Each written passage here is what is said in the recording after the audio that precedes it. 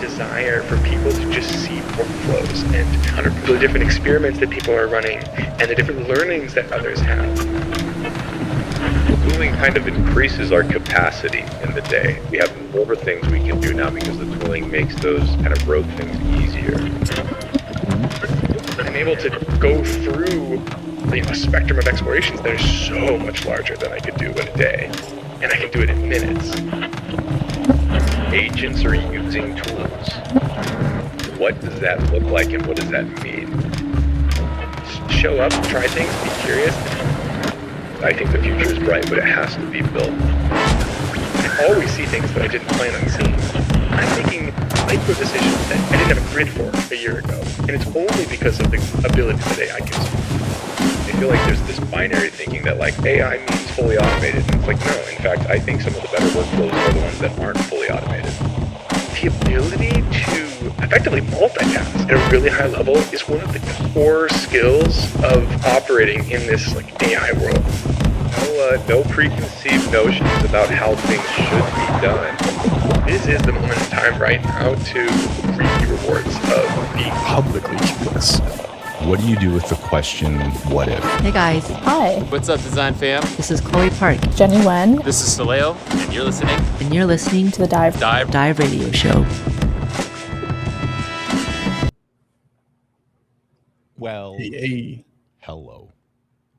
Pretty quiet week, Rid. How about you? You know, I was just kind of logging on to Twitter every day, just hoping something would happen. Yeah, there wasn't a lot going on. Feed was quiet. No, it was just a run-of-the-mill week in design Twitter. Hey, look, we've got some sponsors down below. How about that? Hey, look at those guys. How you doing, Lovable? Yeah. How you doing, Mobbin? Notion, I see you. Paper, soon. Excited for all the people who support the show. We'll have some segments dedicated to their love and support and some ways that we actually do use these tools. But before we get into anything, man, I want to immediately give some shout outs to the designers who were nominated this week. Because we got some good people. And last week we had Daniela Munchin, who won. This week we're going to kick it off with her showing us. Oh, I didn't start this, did I? There we go. No. Yes. There we go. I like that one. Hi, Dive Radio. My name is Daniela, and I'm a product designer at Figma.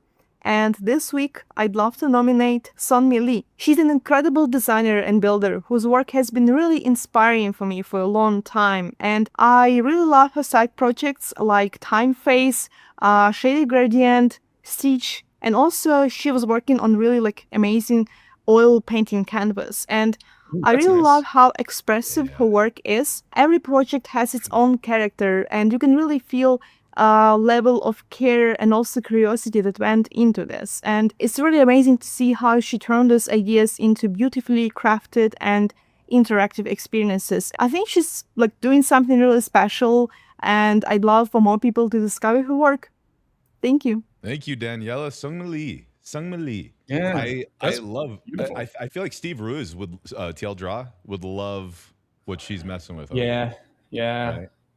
Pretty Shout cool. out, Steve. But shout out Rid's Wi-Fi, also sponsored by Rid's Home Internet Upgrade. Rid, tell us about that home internet upgrade. I'm not gonna lie. So I had it scheduled for yesterday, and the window passed, and I'm so pissed because I wanted to not be made fun of on this radio show for the 4th week in a row. And I'm looking through my phone logs, and I can't find AT&T calling me because I'm trying to get fiber put in. Turns out when I signed up for it, I did it on mobile, and I fat thumbed my own phone number. And so the guy was downstairs while I'm on phone with AT&T support, trying to be like, hey, where's my maintenance man? He's knocking on my door downstairs, but I have my iPods in, and I don't know that. And I panicked, but I dodged a bullet because he was able to come back this morning, I think if I freeze today, then I don't know, man. I might just go into early retirement because I've done everything I can. Need to bump up Tommy's mic. If I yell, are you getting it? Because now I feel like I'm having input output issues. You fixed your. I'll back my mic up, and then everybody can just turn it up. We'll be fine. I don't know. Figure out because there is an interesting thing happening there. We'll get this sorted. Yes, very happy about it. Will, I'm looking. Will, you are my audio. You need to tell me. And while you do that, I'm gonna move on over to our next nominee from guys. For those who know how big of a fan I am of Unicorn Studio, I present George Hastings and his nomination. Hey, what's up, Dive Club? It's George Hastings. I would like to nominate Dmitry Karash. This guy's insane. He's got this retro futuristic style that he just applies so much craft to. He has so much fun with it, but makes it feel super refined and exciting. He uses a lot of motion. He was actually an early Unicorn Studio user from way back in the day. He took a little break from X, but just came back with a little inspiring piece about what's changed now that AI is out there. You can make something incredible in 10 minutes. How do you break out of the noise? How do you do something different? Leave the comfortable lane and really stand out. Not long after that, he released Hollow Cloth, unbelievably incredible demo. I'm super jealous. I don't even know how he did it. It's so much fun to play with. It actually got posted on Hacker News as well, made the front page, which is a developer blog. So just as a brand designer, that is an unbelievable feat. He's doing amazing things, and I'd love to hear what he has to say on the weekly podcast. Ooh. So cheers. Double nomination. Nomination. Yeah. That's kind of a that's a little bit of a cheat. That's a hard one to overcome right there. That's hard. Yeah. I found it interesting to hear Mr. WebGL himself say, I have no idea he made that. Same. That was the line that stood out to me too. I actually immediately felt better about myself. Like, if he doesn't know, then it's okay. Then it's totally okay. I'm going to go into my nomination today. A little graphic design heavy. Harris Chehik. Sorry if I'm butchering your name. I do that often. But one of the masterminds behind the quarter posters, I love his work. This stuff is so fun. There's it doesn't matter. Hey, we're doing a piece on Zuck. We need something that just encapsulates these eras that Zuck has been through. Dude, this is the kind of thing, like when I was pirating Photoshop as a wee lad, this is the kind of work that I would just geek out. And I would do this and I would step back and look at it, and it was certainly not as good as this. But then I would say to myself, oh, there's no way to make money doing this, is there? Because it felt like I was just manipulating effects and things and layers. And I was like, oh, I got to go do real stuff. I have to make functional visuals. And it makes me very happy to see somebody like Harris having a storied career doing this kind of graphic design work in 2026. Reminds me of a favorite of mine who I've featured in this. But Harris, kudos to you, sir. Please keep inspiring all of us to push our boundaries the way you do. Yeah, that's great. Yeah. I'm gonna What you got for us? I'm gonna zag. If everybody's zigging, I'm gonna zag here.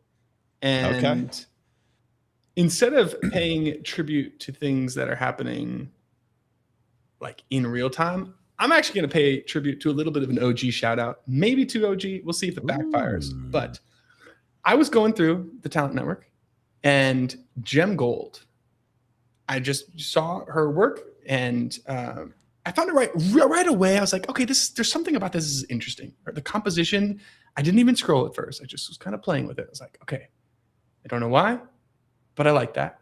I like some of the language too. Your favorite technologist. And then she is a self-proclaimed technology artist, paints with computation as her medium. Paints with computation is a bar. Sorry. Right? I know. So I'm like, at this point, I'm down this page and I'm like, I have no idea what Gem is about, but I'm like really hooked. You know how you say like you have 6 seconds to kind of capture somebody? I'm captured, man. I'm like, I'm in it for wherever this journey is going to go. And there's like a lot of writing. I'm like, okay. You kind of click through like portfolio. Where's the work? Okay, we'll click on projects. And then this is the point. So it's kind of a interesting career arc. But the reason I want to show Gem is I get down to right here. Where is it? Look at this. Did you ever use the React Sketch app back in the day? Yeah. This thing was everything. This was everything, man. The React Sketch app was like the coolest tool that I had. This was when like Sketch is like, I'm still deep in Sketch at this point. I'm literally going through a boot camp. I'm trying to figure out like, how do you keep, this was back when like keeping code and design was in sync was everything, Brad Frost articles were popping off, and the visual language, the design system language from Airbnb is a big deal. And then this tool came out and it changed my whole world. And I only just realized that it was Gem who made it 9 years ago. And so this is more of a historic tribute to the good work that was done by Gem Gold. And she is my nomination for Designer of the Week. Shout out Gem Gold. Can you go to her hero for a second? Was there Yes. a little tiny bit of like parallax in there? Yes. Interesting. So hold on. I want to see, how does this work? Is it one layer, or is it just one image perspective warping, or are there 2 layers there? It looks like it is. Or you can just scroll around, or I can't tell how it's moving. Okay, so it's like a perspective warp. I think it is just a perspective warp, and then it has That's this fun. kind of fun fade out Yeah. treatment. I think that's what makes it interesting though, because like the fade out almost, there's like a flatness that is implied to it. Right, But then once it right. starts moving, yeah. Yeah, Brad Frost articles, Lee Black says. Shout out, I love a good Brad Frost article. By the way, Backyard Designers, which we'll talk about here shortly, getting traffic from Brad's website, I noticed. I don't know where though, but I thought that was interesting. Really? Yeah, I was like, where is this coming from? Have to dig into that. So That's that great. Designer of the Week, I please encourage you out to .io/vote. We will be announcing the winner at the end of the show. Eventually, this will be consequential. Not in a bad way, but hopefully, I don't know. Hopefully something fun. It's already consequential, man. This is eternal bragging rights. Yeah, exactly. And so go vote here for Harris, if you would, so that I win another week. I did not win last week, but I will win this week, I hope. Yeah. See you guys there. So Figma is dead. Have said. However, they just reported, and they did have a moment there, a little bit of a capitulation, as new entries typically do, and then they just blew things out of the water. 48% year-over-year revenue growth, $370 million in revenue, 136% net dollar retention rate. Many of us think that's awesome. Most of us are just looking at how dope the earnings visuals are, by the way. Do you see this? Yeah. You could tell, like, it's been a minute since I've seen a company go this hard on earnings report visuals. Obviously, it's a design-driven org or whatever, but they feel there got to be a little bit of a chip on people's shoulder internally, because they're like, we're doing really good work, and the stock's just not going up. Yeah. But pretty crazy. Like, Figma really is going through evolution. I love this idea of one day running a company that goes through such evolutionary arcs. Very few people, I think, know what that's like. And you even see it now with like some big news. Yuki stepping down from his Figma journey as the CPO. Really big news here with Loredana putting in the work as the chief design officer, now also taking over product. How do you say her name correctly? Loredana Krishan. Loredana Krishan. Boom. Yeah. And you had her on, actually. I liked her a lot. Yeah, I liked her a lot. We collaborated on the podcast episode that went live like 15 minutes after the keynote. Got to meet her. I think she's brilliant. I think it's really interesting. You know, like 2 years ago, I don't think she's been there quite 2 years yet. The idea of somebody that was external to the org, like a meta leader, being the head of like the design and products, like it's interesting. Right? You see a that lot coming. you see a lot of head of product and design at startups and maybe like Series A, but to see it happen at this size of an organization, really interesting to me. I think that's a signal, right? Yeah. So very cool. Congratulations. Kudos, Yuki. All the great work.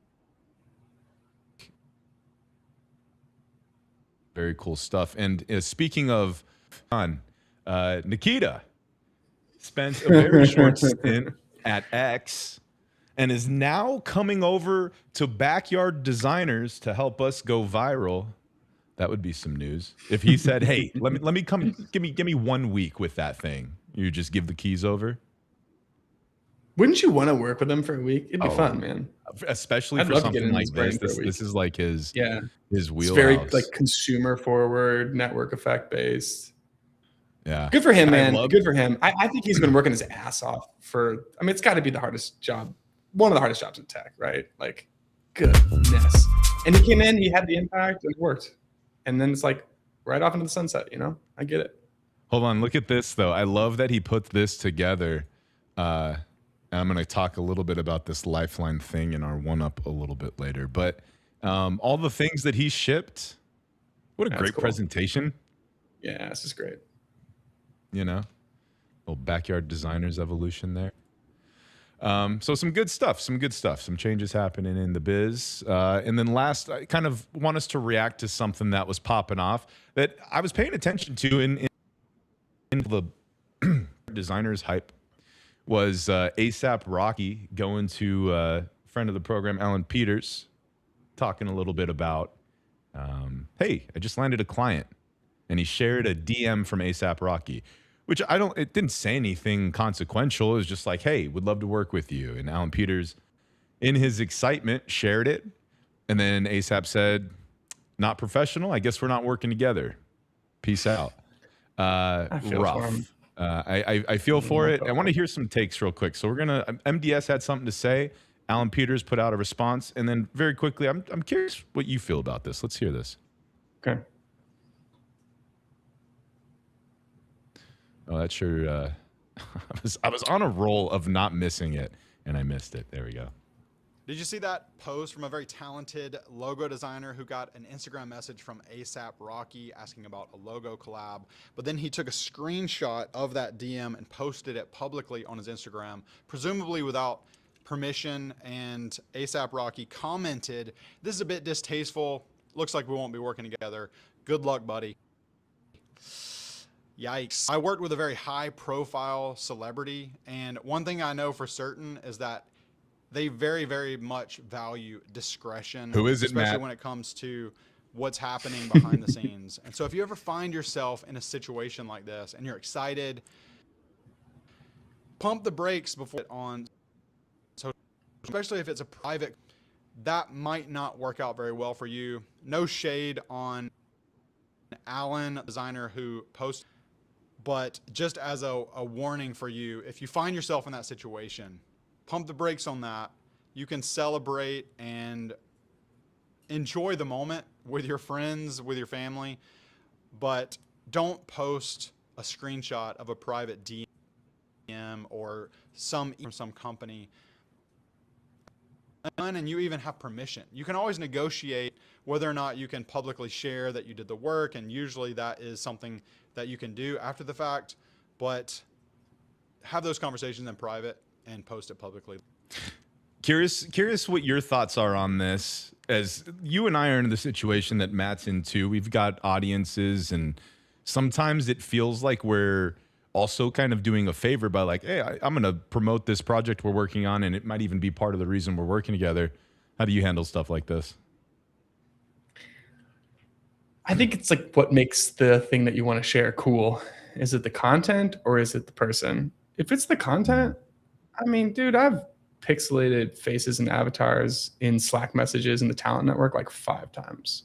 like somebody's initial reaction to like the first wave of candidates and they just freak out at the quality. And I'm like, cool, screenshot, don't even ask for permission, pixel it, everything, paste. They know it's them, nobody else does. Maybe that's even poor taste. I don't know. But if it's about like, if what makes the thing cool is the person who said it, yeah, I don't know, man. I feel like that's 101 stuff. Like, do you think like did he have a moment where it's like, should I not do this? Did he black out? I don't know. I think it's kind of 101 stuff. There's someone in our community. There's someone in our community who's not, I wouldn't say like a celebrity status, but they're well known on at least design Twitter. And they had sent me a voice note, and it was in response to something, and I thought it was really cool, and so I used it in a short video, and I just used a quick snippet, and then they came back and were like, "Hey, like that was just for you," and I should have known better. It's like, of course, I shouldn't put stuff on. And in the frenzy of me just posting, and everything is so public about my life, at least on the professional side, like I kind of just like went over that guardrail, which should usually give people pause. And so to that end, I can maybe understand it because the other person also is a public person, and maybe that's where Alan was coming from. But definitely, I feel for him, and he's getting in his comments. And Alan is not a stranger to this. Alan has been roasted in the past for things, but I don't think it's right. But here's what he has to say. Hey guys, a couple things I want to address. Number one, this whole thing with Aesop Rocky. He sent me a new business inquiry. I got excited. I posted. I thought he'd take it as a compliment, and fans and stuff like that. They'll be like, "Oh my gosh, Alan's followed me back," or Alan sent me a message, and they'll screenshot and post it. It always makes me smile. I thought it was a friendly thing to do. He didn't take it as such and asked me to take it down. I apologize to him, and that's all there is to it. And so then he goes on to cover a different topic. But I will say this. The way that Alan has handled, I don't know if you're familiar with his previous controversies, which are really nothing burgers. People get mad when he says he's fixing a logo. That's one of his series. Yeah, I love those. And he has such grace in how he handles the like horde of backlash he occasionally receives for things. I could learn a lot from Alan. So kudos to him for handling it in stride. Yeah. I will say that at some point too, I'm going to convince MDS to do the episode on his own celebrity design experience, and it will be glorious soon. One day. You have tea. It would make for a good episode. We'll put it that way. I like this. Yeah. So let's recap for a second because it's week 4 of Dive Radio, and we're still showing up just in time with things ready to rock.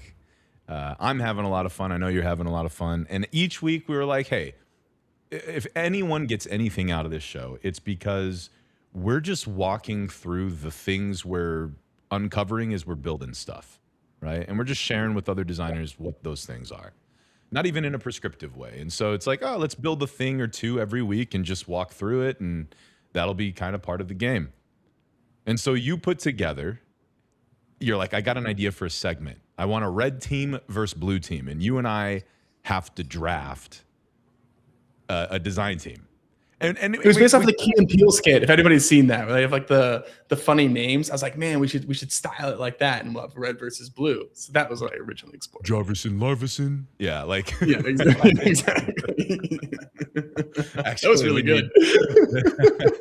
That was a little too good. and so there wasn't a lot of thought. I think. And I want to hear from you. So walk us through Backyard Designers. You did last week how it came to be, but like what has it been since, and how have you been thinking about this thing?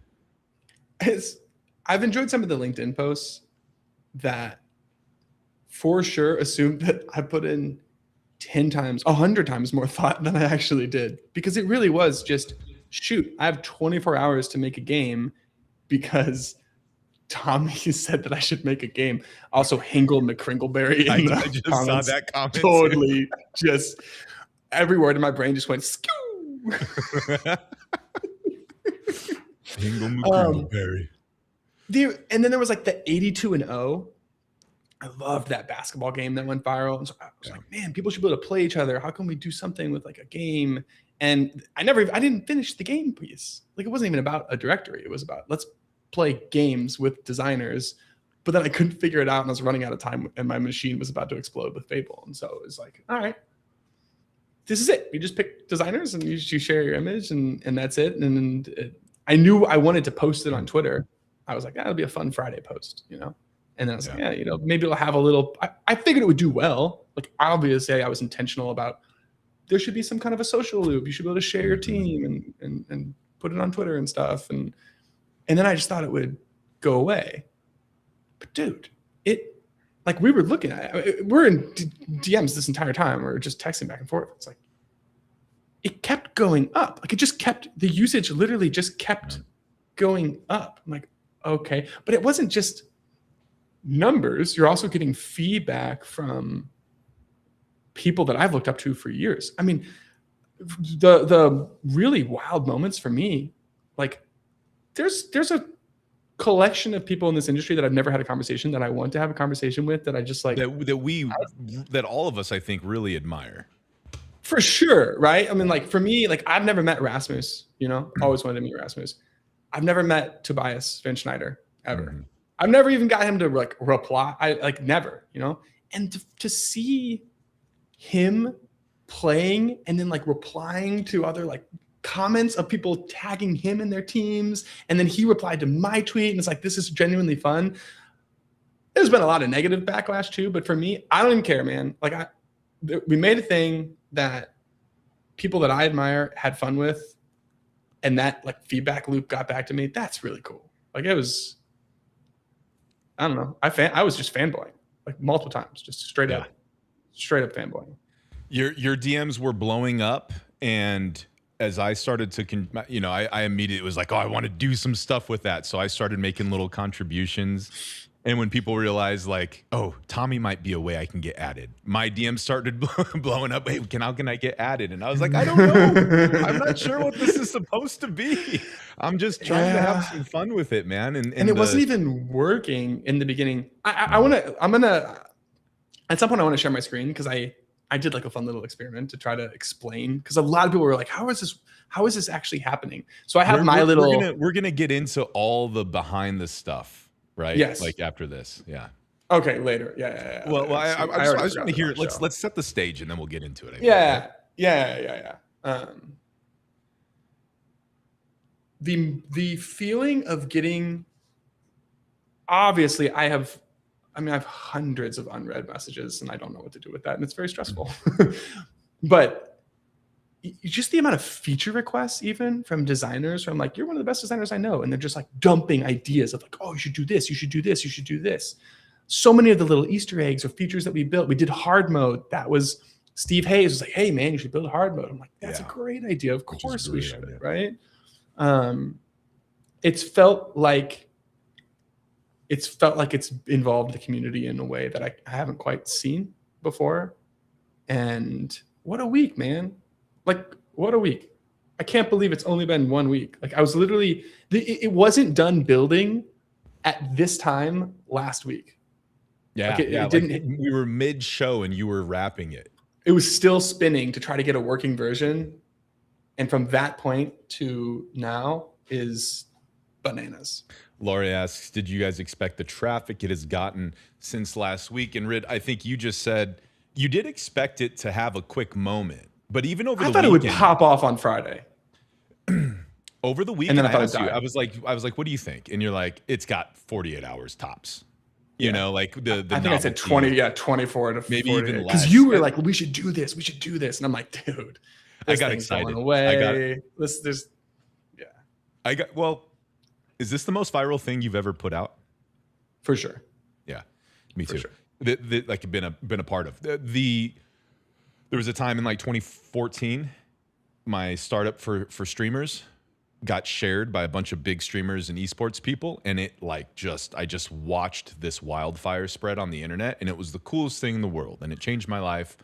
And it just felt like product market fit and all these wonderful things colliding. And you kind of had no control of where it was going to go. It was truly a wildfire, just like going in the path of least resistance. And I watched that happen with this. I'm still kind of watching it happen with this. And we'll talk about some of the unintended consequences of that. But it's like, yeah, it makes you, it gets really hard. So like, think about it for a second before we get into the nuts and bolts. How do you look at signal like this sort of virality and make a decision? We've been talking about this and say, no, there's something here and we should evolve it further, or that was really cool. It was lightning in a pan, moving on. I was lagging.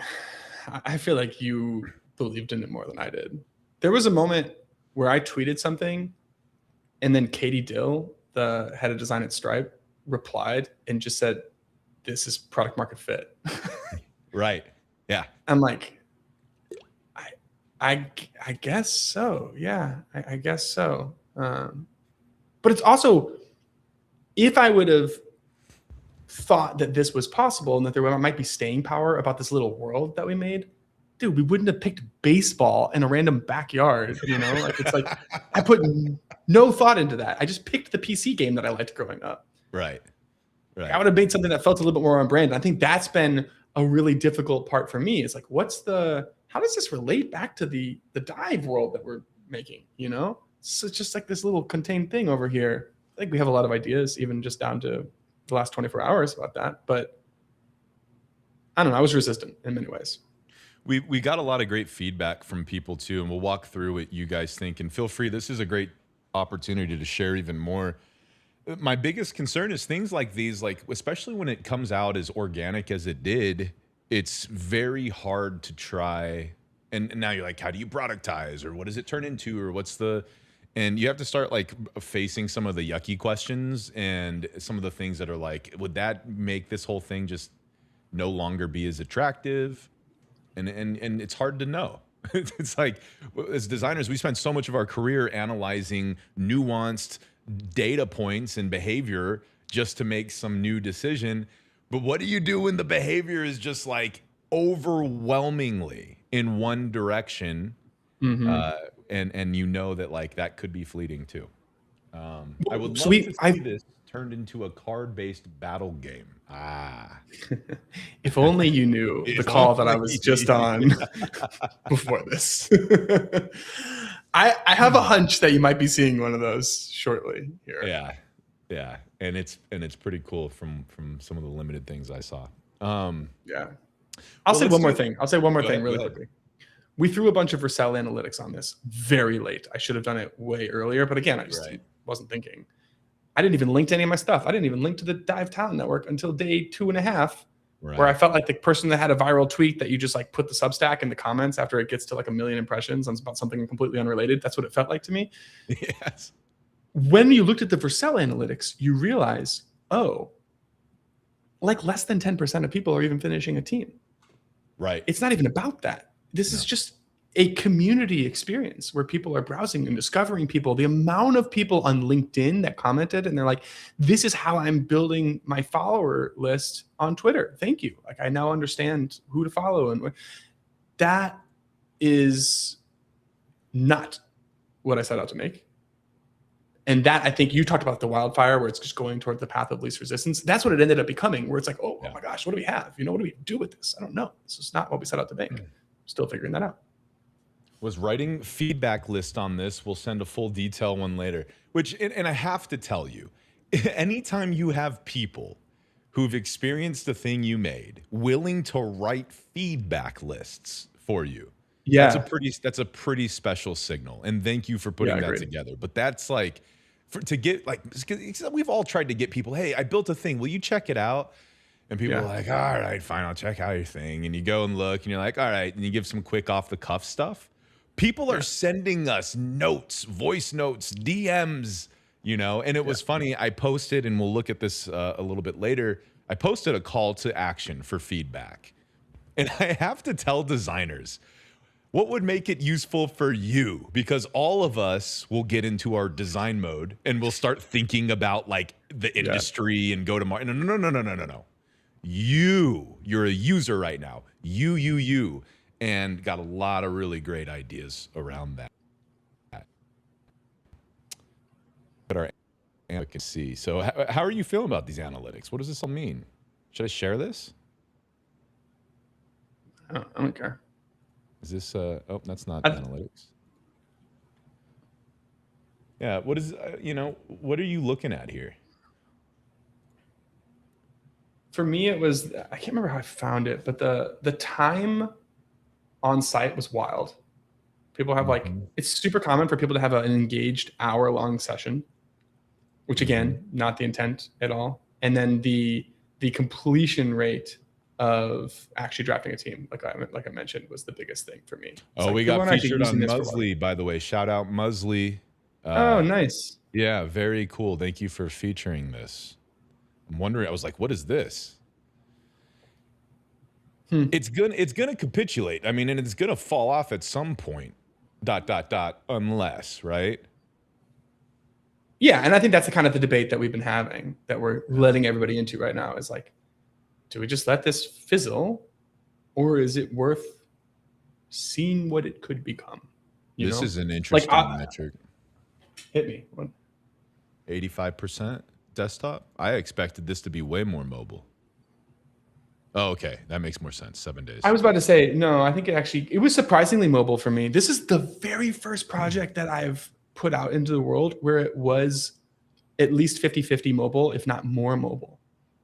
Like, I always think that we overplay mobile design when we're building for tech, because everything I put out there is like 75%, 80% desktop, but it wasn't that for this, which is kind of interesting. Tom Johnson, our fellow Vercel friend here, good looking dashboard there. A little bit of bias. You guys do have, like, I'm not gonna lie, Vercel has become such a dope tool. I've been using it for the last 6+ months, and there's not sponsored, should be, so many different cool tools I was thinking about playing with your CDN. We'll talk about the asset pipeline I have. I'm nervous about it, but yeah, this is some cool stuff. And real quick, shout out to Lori, hands down, one of the most favorite moments of Design Twitter this year.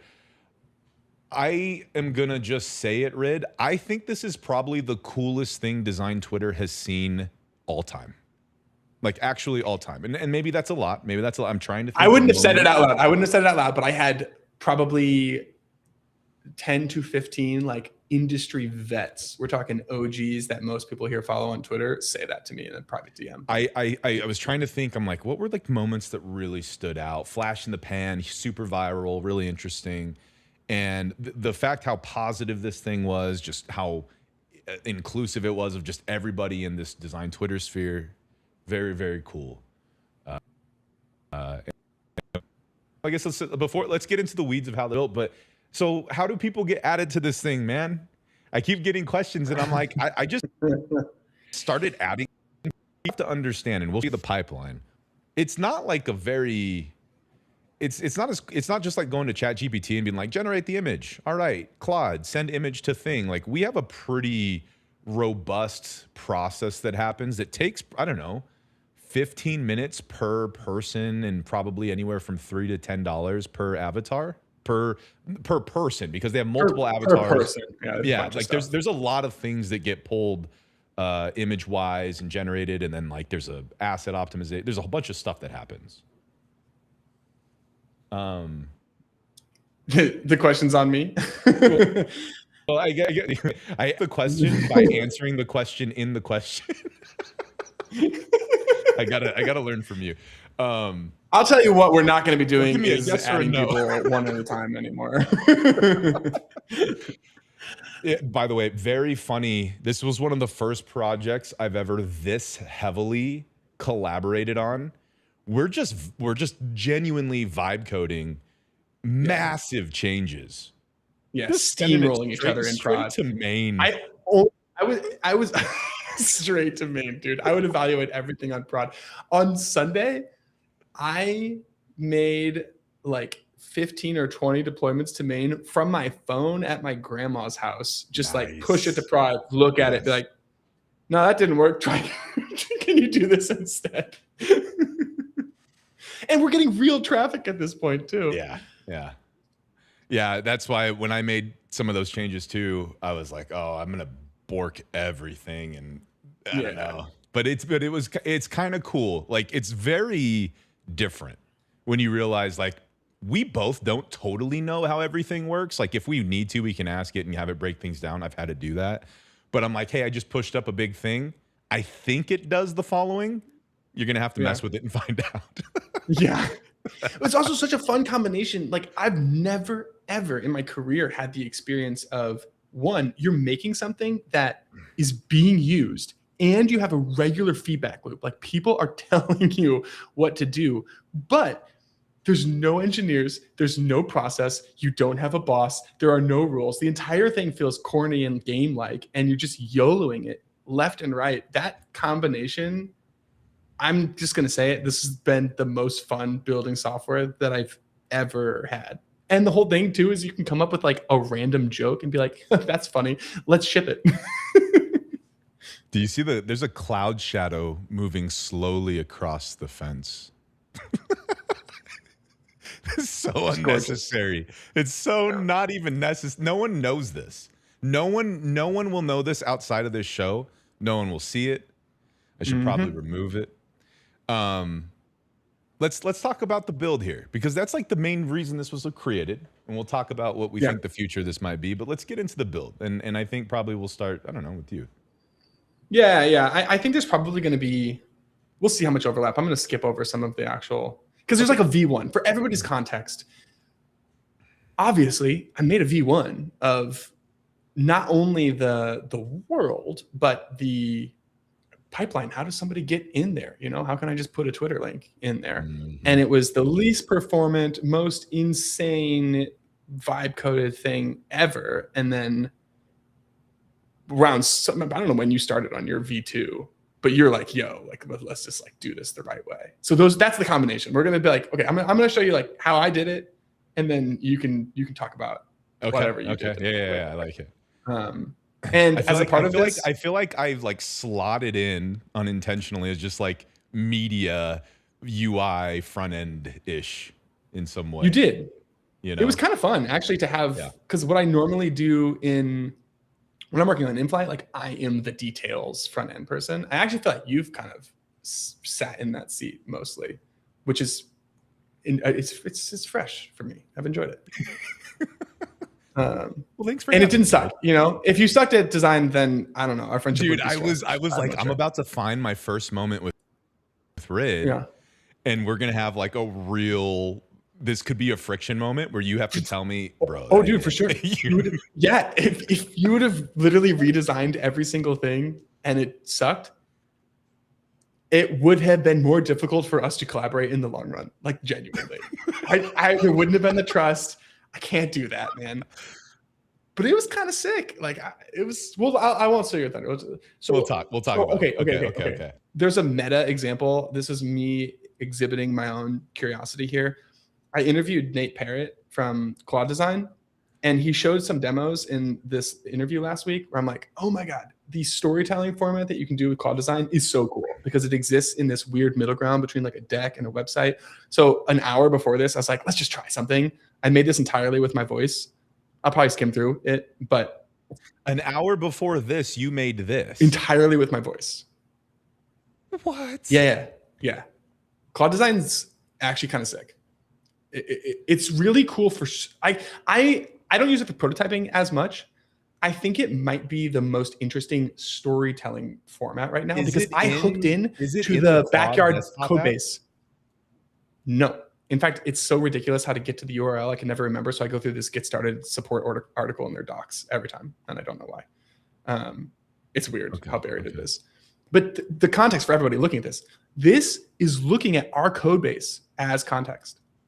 Like it's reading everything from that. And I can pull stuff from the code base and then put it into the storytelling format. Anyway, for me, I had, like, put yourself in my position here. We're talking hours, not days, before I'm supposed to get onto this radio show and make like screen share and show a thing.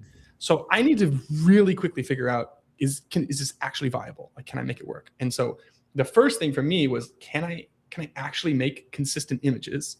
And I wanted to go off of Backyard Baseball. So the new thing that I love in the updated voice mode in GPT is that you can just talk while using normal chat and like look at images and paste in images, and it's all one UX, which is incredible. So you can see my glamorous prompt starts with just and I'm just rambling at this point, and I'm pasting in images that I can find from the world of backyard baseball. And we're going back and forth, and I'm like, okay, can I make Flora as a backyard baseball character? And my new thing that I think I actually stole from you is whenever I'm having GPT create stuff, I want 6 variations in one image rather than 6 separate images, just because it's faster. It's kind of genius in retrospect. I wasn't doing it for a while. So I was like, okay, it starts giving me all kinds of stuff. It's completely worthless. Like, this isn't even deviating on the things that I want to explore. So that was really, took a few back and forth to be like, no, stop changing the hat and the hair. Like, I want the fundamental character structure to change. So it took a little bit. And then I get to this weird 3D world. And I'm like, I hate that. And so then a prompt technique that I've had a lot of success with is, you kind of have to zoom in here. I took these 2 screenshots and I put it next to Pablo Sanchez. Shout out Pablo Sanchez. Shout out. And I was like, compare this kid with the stuff that you mocked up and give me all the differences. Like, how would you improve the prompt based off of the differences that you can spot? And it gave a really thoughtful response. And this is, I just pasted it into the Claude Design, so it styled it, but this is the word for word GPT response, which I'm not going to read, but like the idea is it really, like, you can talk is eyelashes, Pixar eyes, iris detail. It went through way less attractive. It did a really good job of telling the difference. I'm like, okay, cool. We'll turn that into a prompt. And this prompt that came out of the spot the difference and write it into words was the foundation for the original system prompt. Tweaked it a million times, but it actually, this was it. This was the unlock. And let's see here. Yeah, anyway, you get to all of these. Also, look at this, dude. This is like the Claude Design thing. Like, it just pulled in all of these and made them move. Kind of fun, right? That's cool. Okay, so then at this point, I ran this on these 3 people. That's why it pulled these out. I don't know how it did. I guess it understood the roster number. This is crazy to me, actually, that it was able to pull these out, because these are the first 3 characters that I created to do a test. And it knew that because of where they sat in the array. And so it spat them into this document. So once I was able to do it 3 times in a row, I was like, cool, check, that works. Now, the next big thing was, how do I make it like feel good? I'd never done anything with sprites. So it's like, okay, I have a basis of it.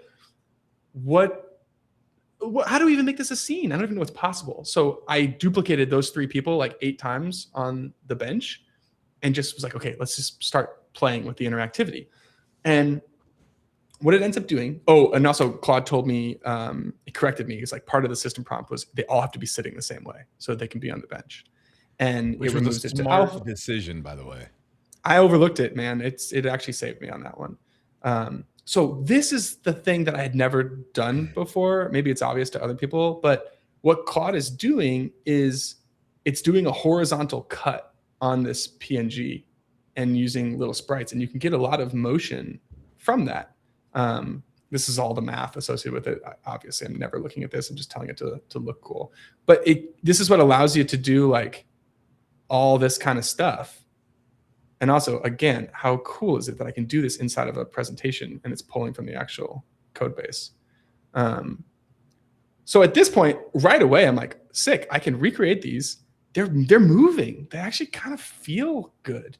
And so you start to kind of go a little bit more. I'm like, okay, this has to be fast. How can I just paste a URL and get stuff out of it? It was pretty jank to start. I think you did this a lot better. But like, this is the rough assembly line that I was working on, which is like, paste the URL, find the image kind of thing, go through that process of generating the image. And then the idea, I was like trying to do like these Easter eggs, and eventually came up with the idea. I was like, okay, what if each person has 2 images and then you can use them strategically?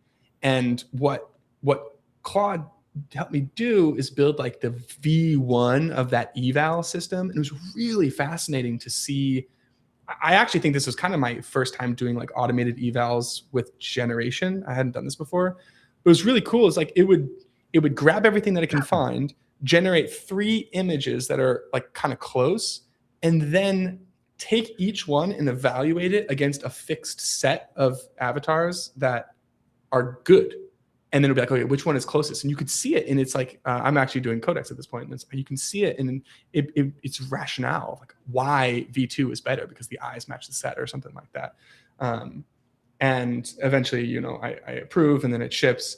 And then the other unlock, and then I will stop and turn it over to you, is I wanted Easter eggs. I just wanted it to be fun. Yeah. And so I started off very generically being like, Claude, help me think about a bunch of different Easter eggs, Mr. Fable, please, sir. And it has some interesting things, but I'm like, man, it's feeling like an escape room where stuff's just really hard to find. Like, that's not gonna be fun. People are gonna stick around for that. And the unlock was, oh, maybe we give each person an object, or what I was calling an artifact. And that is the source of the Easter egg. It's a little bit more visible, but you don't know what's behind it. And so what that led to was this idea of a quirk.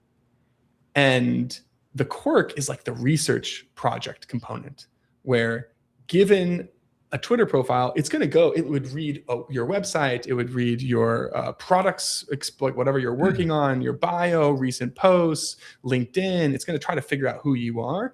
And then it comes up with a quirk. And the quirk is automatically going to be used in like your bio, and you have this little blurb that you like say when you hover over it for too long. And then it will inform the second sprite. So like Josh Puckett is the tool maker kind of person. He's always tinkering with stuff. And so it got that and turned him into this. And let's see what else is here. And yeah, and so what that ends up doing is it's kind of goofy. There's like a quirk score. And the quirk has to be strong enough where if it's above a certain threshold, then Codex will be like, cool, we should make an Easter egg with an artifact on top of that, because there's like enough of a joke or a personality trait or something like that. And so all of these got Easter eggs because it's like, you know, Innie was a lawyer. Great. So you can that just went crazy. Or like Brian Levin was podcast host kind of thing. So it's like, oh, cool. Let's just like make a tribute to that, and we'll show design details. All of that is powered off this concept called a quirk. And I think that's basically, it. So that's what I had for V1. I would consider this like kind of the line drawn. You have the old graphics. You have the super inefficient bare bones system based off of like rough personality traits, which translate into like artifacts, 2 sprites, quirk. And then at some point you took it to the next level. Real quick. Okay. So you built that document so someone was asking, is this in Claude Design? Well, I mean, like we built, this document is in Claude Design, but this document came today. This didn't come prior to the build, right? This literally came the hour leading up to us hitting record. Today. I did this all with my voice. Yeah, so this is a retro, essentially. It looks at things that happen and RID's communicating. So people are asking, like, is this in Claude Design? So this is in Claude Design. This is actually separate from the topic. This is really interesting to see this. I actually have Claude Design running on my thing. I don't know that it'll finish it in time, but I am curious to see how it breaks. It's going to give you some slop. It's going to give you a bunch of containers and grids. It's pretty ugly to start. There's a lot of whittling down to what I need. Yeah, but you could do. It was really good at running prompts simultaneously, and so I could just. I mean, it was spinning on 10 different things at once, and I was leaving so much wiggle room. Like some of my prompts were just like, "Yo, there's way too much text on this page. Just make it more interesting. Put it all in a single column. Make it more like visualize it. Make it simpler. Make it dumber." And they would come back with like something kind of cool, and it's all using our visual language because it's hooked into the code base. So yeah, this was my separate. I just was looking for an excuse to try this because I was super inspired by Nate in the last week's episode, and so this was my attempt at being like, all right, what can you do? And I'm hooked, man. I have to do a little teaser. I have to prep a talk at ValueCon. Dude, I'm using Claude Design for sure. I would not use a presentation tool. I would do this kind of weird hybrid of whatever this is. Oh, if you're going to bring up ValueCon right now, then I'm going to go ahead and do a quick segue before we get into this asset pipeline. But before I do, I want to make sure Drew sent us the review, Almost Home. This is either going to be a great segue or the worst segue of all time. All right. Well, he's not ready for that, but I'm segueing. I'm doing it. I'm hitting it right now. For those who did not get to make ValioCon last year, Drew Wilson, who runs it out of Southern California, is giving away 10 tickets, and I'll just kind of let him speak to how this community here can get access to those. Still on the fence if I'm going to make it or not. I have a lot of things coming up, but I want to do that. When is it? It's like September 16th, around there. It's that Thursday. Maybe I should just play the video. That'll probably solve all the issues. Yeah, don't put me on the spot like that, man. Come on. I love putting you on the spot to get out of trouble. All right, here we go. Hey everyone, it's Drew, and I want to invite you out to ValioCon and give away 10 free tickets. This year, ValioCon's happening September 16th through 18th here in Oceanside, California, right next to the beach. And you can come for free. All you got to do is reply to this post on X, and I'll pick 10 random winners to get a completely free ticket to ValioCon. I've been running ValioCon since 2011. It's a super fun creative tech conference for designers, engineers, and product people. We'll be spending a lot of time talking about the future of design with the very people that build the tools that you all use on the daily. So come hang out with us at ValioCon, reply to this post for your chance to win a completely free ticket. All right, and we'll play this a couple of times. He's almost home, and that tweet he's talking about will be up shortly. And I'll revisit this when it is. But if you want to make it out to ValioCon, Southern California, very much the tight-knit group, not a big config type thing. So if you like more intimate, with a lot of really wonderful people from Design Twitter and elsewhere, it's the place to go. Not a paid sponsorship, just helping out what I think is a really cool event for the community. So, hell yeah. Now, I selfishly just want you to come to my talk. So I think I may have to try to make it out. I mean, it's right next door. I'm in Phoenix, so there's probably no reason not to. This is what Backyard Designers looked like, which has incredible nostalgia. And I love this. And you can still, by the way, access V1 if you do miss it through the Easter eggs here, you know? And I just, you know, we're walking through a time capsule. It's been a week. A lot has happened. A lot has happened, you know? We got Soren, who's just, you know, a little bit taller than everybody else. This is a good time. Look at how plain it is, dude. It feels so plain. That's crazy. Isn't it weird? It's like, yeah. But like when I first saw this was like fucking awesome. I mean, it still is, but like now that you've gotten used to it, it's way less awesome now, though, for sure. And so, you know, I was like, it feels like we could do a little more, because I got really inspired by this idea that, okay, this is character select screen, still like in this game mentality. And I was like, man, there's so many different games I want to create. What if you built a team and almost like Mario Party, you could face off your team against other people? And the reason I liked the Mario Party concept was for two reasons. One, it didn't lock anybody into like one game and that's what you come here to play. Two, it just sounded a lot more fun for you and I to be able to spin up any variation of games whenever we wanted to. I'm thinking like a Roblox Portal. Very ambitious. No idea if that's going to happen. But that was what was fun. And if we were going to do that, well, we needed a little bit. We needed some visuals that felt a little bit more like I was at a place, so a map, right? And immediately I was like, okay, cool. How do we do that? And, you know, obviously this is what it's looking like today. Oh, boy. Let me show you the other side. I'm getting ahead of myself. I forgot that's the dev environment. We'll show that in a second. And yeah, careful. Yeah, I know. You got to be careful there. And added some music. Dude, this song made it. I've received 3 DMs today saying that people are working to this song. They just leave it up in a tab. Dude, I wanted to create something that would be kind of like Lo-Fi Girl, you know, like that you would jam to, but was also on brand. And I will say my favorite song happens in the evening hours, because the entire visuals of this thing they do change. And in fact, on let me do this. I can just show before we get into the how-to here. What is my, there we go. All right. And you know, we've got Dawn, which just kind of, so here, we got Dawn, you know. Look at us. Oh, actually, I think I changed these. I haven't seen these. What am I doing? You're sleeping standing up as you do. That's At 7 p.m.? This is actually a realistic representation of the amount of coffee I drink. So My that's pretty good. gosh. Yeah. We've got our morning, which we've seen. Rid's hard at work. I'm just holding hammers. I like to look busy. Rid's the one who does all. Same with noon. I think I kept them the same. Golden hour, you start to get a little bit. Dusk starts to chill. We're doing work in the evening. The probably more realistic version of this is we're putting our kids in the bath.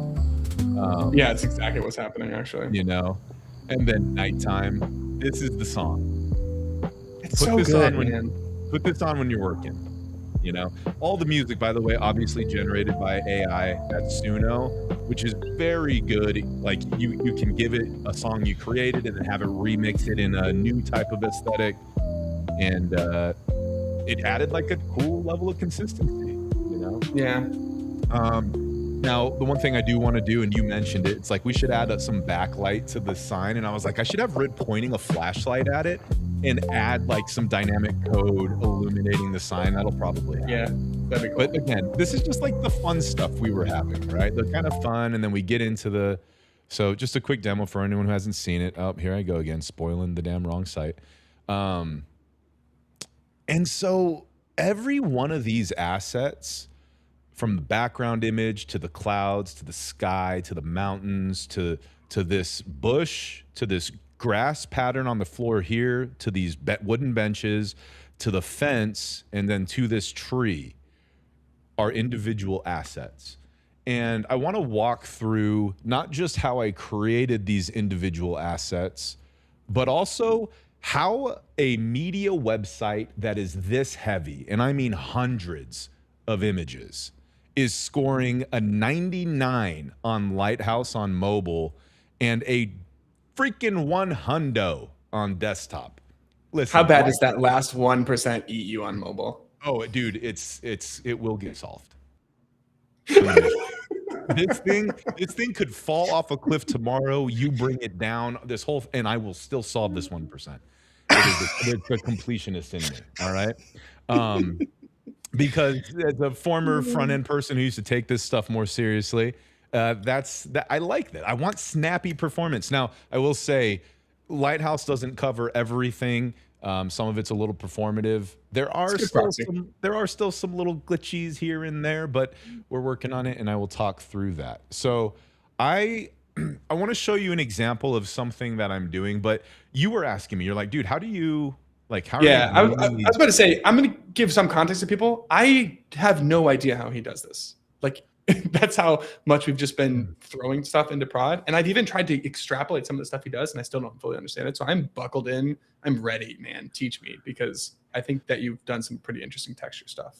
So I'm just going to kind of show you how we're in the middle of shipping some new features we have coming out in an update that I think, by the way, I don't know if I'm going to say the name of it yet, but like we have a named update coming out, and I love named updates. You have the name. Do I say it? Oh, I'm not going to say it yet. We'll save it. I don't know. We'll save it. We'll tease it in a little bit. We'll tease it in a little bit. So, okay.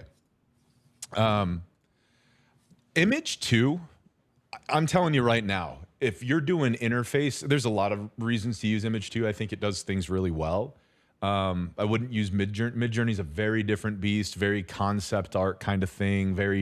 And I was telling you, it feels like Midjourney's kind of, I don't know. I wonder if they still care about that as much as they do some of their other initiatives. But Image 2, yeah, I'm telling you, GPT Image 2 is incredible. And it's very good at mocking up ideas, and it goes way overboard with details and labels and all kinds of stuff. But you get, so for example, we wanted to make some changes to the binder, right? We're looking at the binder that we have, And it's like, okay, cool. It was kind of a second class thought. We just wanted a place where people could more quickly scroll through stuff. And we weren't sure it was going to get too populated. And we needed a secondary place to see people. So, we brought in some branding elements. This background of wood is its own thing. This header, also its own texture. And outside of that, I think everything is pretty coded. And I said, and your feedback was, I don't know about some of the textures. It's kind of fallen off, right? And so I was like, hey, listen, I just want some ideas. Here's kind of the visual styles and textures we have on the intro page. You can get a quick, guideline. And here's what we're trying to get some ideas around. And so I was like, give me one or two. And it did generate. And sometimes I'll generate like a big grid of things, like a crazy 8. Sometimes I'll just I kind of want one or two things. And it was like, how about some grass? And I was like, it's close. And then I saw this and I was like, that's more dynamic. That's interesting. I kind of like that, So I was like, okay, let's play with this. Now, here's what I'm doing when I see something like this, right? Version 1, not hitting it for me, but version 2, very close. And there are things I like about this. I like the shadows on the header. I like the more realistic texture of the header. I like the tactile kind of bevel on the buttons, the binder, the things happening there. And I definitely like the background of the grass. Now, here's what Can I ask a quick clarifying question? When you originally came out with the binder, did you use Image 2 to generate ideas for what the first layout should be, or did you do that in code first? Is this better for iterating, or was it blank canvas? Did you use it? I did it in this as well, and I have so that's so interesting. Because it really is it really is a quick, snappy wireframe. Yeah, and calling this out, everybody. I'm not suggesting I replace my manual wireframing all the time. This is a fast, fun project, and it does it pretty well when I'm just like, hey, give me some ideas. And then I sit here art directing what ideas suck and which are worth going at it. But this is where kind of the technical splicer in you needs to come out. And you need to start saying, okay, cool. That background is probably going to be a heavy image. Is there a way to extract that in a textured kind of way that can be repeatable? Same with the header, those shadows. I don't know how we would extract that from this image, so we could probably recreate that in CSS. So I start thinking about those things. With this binder, maybe there's some CSS that could create that. These buttons kind of have something. I probably could recreate that in CSS, but I might actually pull those button backgrounds themselves. They might not be too heavy. So I start thinking about that stuff. And then I'm like, yeah, there's still some clashing. So it shows me the version we just saw. And I was like, cool. Now I want you to remove the content from this and just give me the bare naked assets. So, let's look at that view. I'm doing this for two reasons. One, it helps me compartmentalize everything I just said. But two, now it's going to be easy in the next step for me to communicate to Image 2 what I want it to extract as individual assets, right? So I'm coming down here and I'm like, all right, dope. Give me each. and look at how this isn't a very mature prompt. All right, now give me each background asset individually. I'm being lazy. And it's like, got you, fam. Here's the grass. Got you. And it pulls out each one in that. It's pulling out every single one in a single prompt. Wow. Right? And so we've got more stuff here in the binder that probably needs to get extracted also, depending on how we want to do it. It did give me some phantom artifacts. These weren't really parts of anything, but it's no, you gave me what I got. Cool. That's cool. And then I was like, all right, now I need that binder in some desktop, tablet, mobile versions. And it didn't quite do the same pattern that I wanted, but it was okay, here's things. I'm like, yeah, that's great. We need to do that better. And so was pulling things out transparently and pulling each one of these at these different views. And I was like, okay, I could work with this a little bit. The big thing I'm looking at as it's generating this stuff is I want these cards. I wish it wasn't generating these cards, but I can flatten that out in code. That's not a problem because we're going to create those cards with CSS, not as images. But but I was also but also I need these buttons disconnected. I don't want those part of my background image. So I had it remove those because we're going to create those as individual clickable components. And then teaser, we're bringing in some cursor type stuff as well. And so that was one of the next things I bring in. So I'll probably pause here in just a second. But what I want to show you is why is this magenta? Do you know why? No. Okay. So my understanding, and it could be wrong because I got a little confused when I saw this, because anytime I try to ask Image 2 to generate transparency in the background, you know, because we're going to use these without background, it has issues. I guess it can't, at least according to OpenClaw Agent and occasionally in these prompts, although this looks like it did. So I don't really understand how to get it to prompt transparency. And when I run into that issue, then I just say, cool, that's all good, man. Just give me one solid color that I can key for, you know, chroma key right out of this thing. That makes sense. And so it's real easy in that way. And so I'm building all these cursors and doing this whole thing. And that is how I take an image or generate like elements for a UI. Now, what that didn't show you was like, how do we optimize the assets? And I'll go through that, as well as, you know, how do I take these? And so what I do here is I build a PRD off of these images. I give it to my agent. I say, hey, here are the image, like here's the reference image. I'll actually show it like one of these two. I'll probably show it this clean one. I was like, this is directionally where we're trying to go. There's a couple things here that we're not going to include. And then in the same prompt, I'll give it, and then here are some of the individual assets.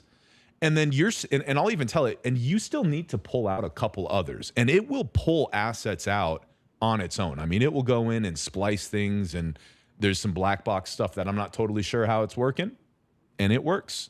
And so I'll give it all of those. It'll build a PRD. It'll store all the assets where they need to go inside their folder, and then it'll start building out exactly that. In fact, let's quickly go take a look at whether or not the binder's up. The binder's up. Needs some love. We have a lot of love still left on this. I haven't even seen this. This is awesome. This is floating all wonky on the side here. Yeah. This one's not working. So I let this run last night. I have not done anything. I have not whittled this down. This is the first time I'm seeing this. I'm going to check performance on it at some point. There's a number of things, but close. It's cool. Yeah, it's cool.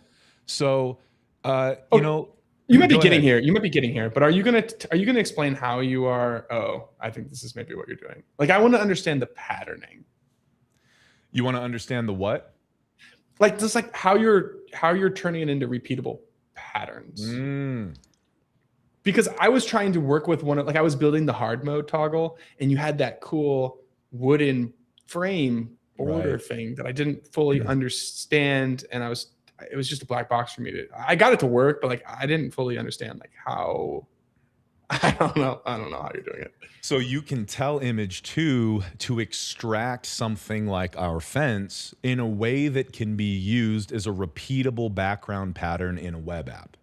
And it will give you this. And then I said, oh, that's super cool. So it's keyed out. This is the background fence, right? Like that's what we're using here. Huh. You know? And then I'm like, all right, sweet baby. Now we're going to have time of day, you know, and same with grass. Like this is the grass pattern and it's just on repeat. Now we'll talk about the shadows, but the grass pattern is just on repeat. You know what I mean? Dang. And it looks great. It looks totally. Every time that you show me your image gen workflow, I realize that I'm still radically underestimating Image 2.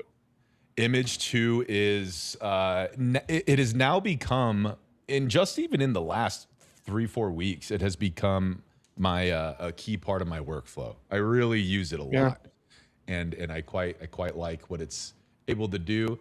You know, pulling out the benches, more fences here, and then we get like the time of day here is low sun. Oh, hold on. How the yard gets built. So this is Claude. This was Claude Design spinning on it? This was it spinning on this. So let's hit the share. There's a present. Or yeah, there you go. Okay, I just want to see if this will actually help my story. Oh, that's cool, man. It just built the whole Notion doc all nice and neat. This is wild. One painting every time of day, you know? The game swaps a CSS class. There's no shaders, no runtime cost. We pulled out a tree, and I wanted it to slightly parallax. Like I wanted the background to move at different speeds as you scroll. and the tree barely sways. There's so many details that nobody's gonna notice. That were they were That's why important it's to fun. me. They were important that's why to it's me. fun. You know, I almost built branch by branch, but I said don't be crazy. And and here's what we got. We got these like shadows that are hitting. Here's the layers of the sky. The birds didn't hit. The sun is CSS generated, as is the moon. But you can I can't see believe how well this pulled it all out. This is cool. it pulled it out exceptionally well. It takes a couple whittles, but it's like really not that complicated once you start to understand Yeah. how to drive it, you know? Yeah. And you can kind of see.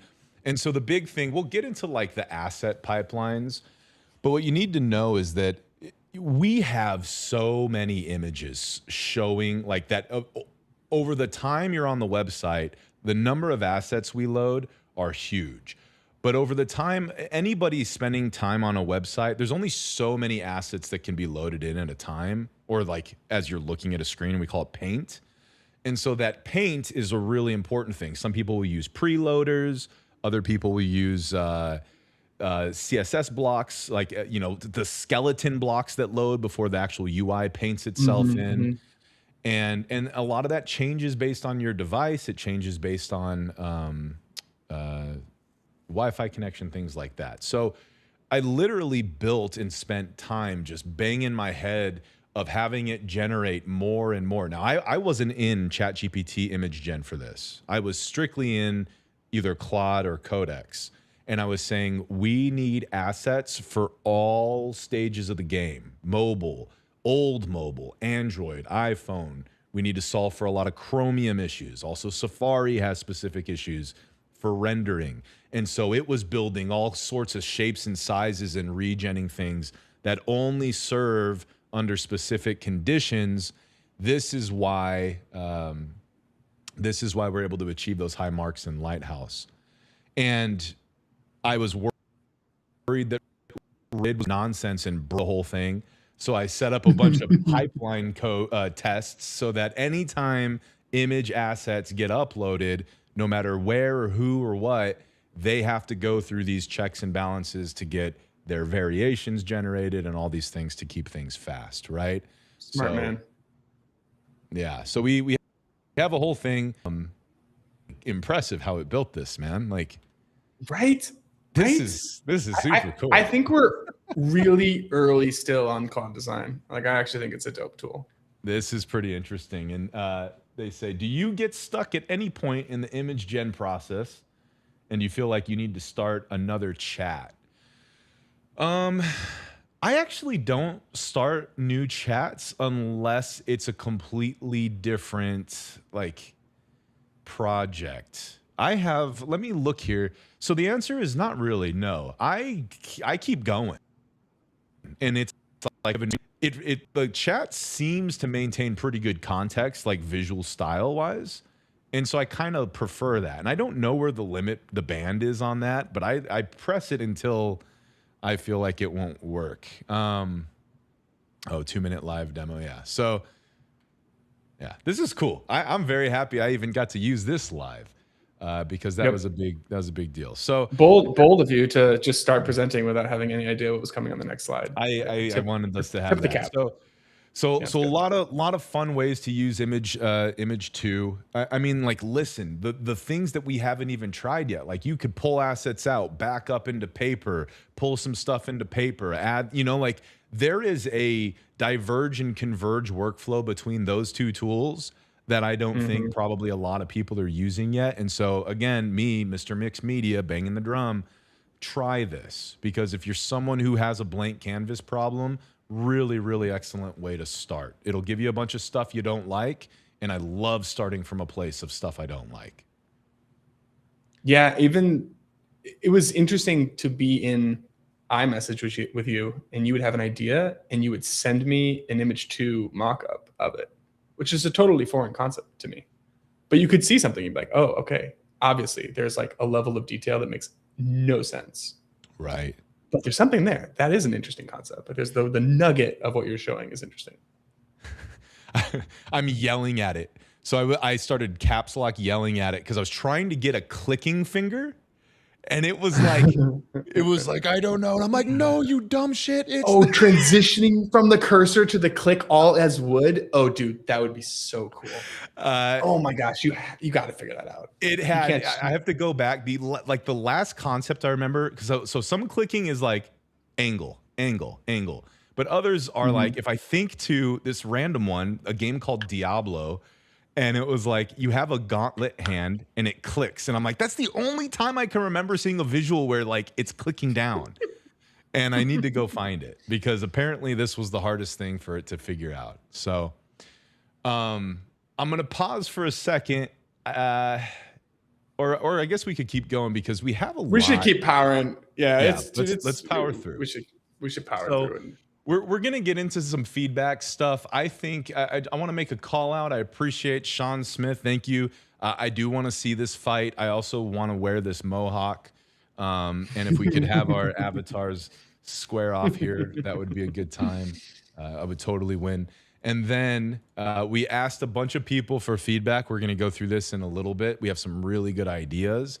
But before we do, all right, I want to give some love to Hangzhu. I call him Hang, but it's Hangzhu, I believe. And he made, and I know some people have been calling it out in chat, broke-ass designers in response to this idea of like a selective exclusive community or whatever this turned into. Standing ovation for and to be clear, guys,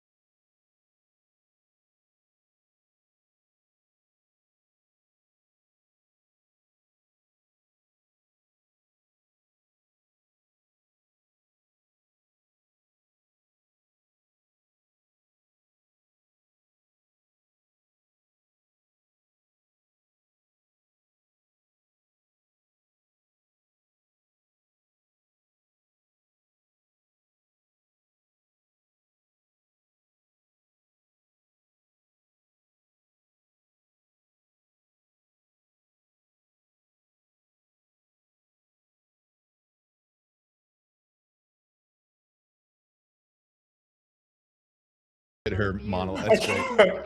And he's very much the designer who fights for the everyman, and I love the kinds of call outs and commentary he makes. And this, I think, commentary is very obvious what he's trying to say. For just $18 a month. But it's so good. I can't take you seriously, man. I can't take you seriously with Sarah being like, for just $18 a month behind the scenes. Now look at what happens if I try to join this. Okay. Oh, it's gonna make me sign in with LinkedIn because I don't think I'm signed in here. Let's see. Oh, don't give me all the things I need to do. Boom. Broadcast Designers was made for the actual broadcast designers, not AI pilled AI native design influencers. Well played. Well played. Also had his own image generative workflow here, you know? It's good, man. It's really, really good.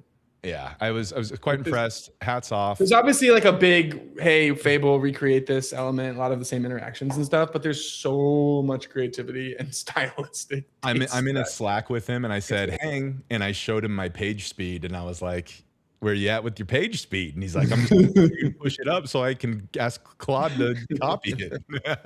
Which most of the optimizations are happening.